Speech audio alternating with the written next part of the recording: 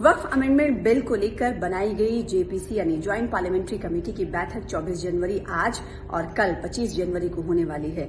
इसको लेकर कई नाम ऐसे आए हैं जो सुर्खियों में बने हुए हैं, जो इस बैठक में शामिल होने के लिए दिल्ली पहुंच रहे हैं। एक खास नाम जम्मू कश्मीर से है मीर वाइज मोहम्मद मौलवी उमर फारूक का, जिन्हें बैठक में हिस्सा लेने के लिए बुलाया गया है। मौलवी मोहम्मद उमर फारूक जो कि सेपरेटिस्ट नेता है और आपको पता है कि कई सालों तक उन्हें घर में नजरबंद रखा गया और अब उन्हें जेपीसी की इस बैठक में बुलाया जा रहा है, जिसके माने क्या हैं और मकसद क्या है उन्हें बुलाने के पीछे का।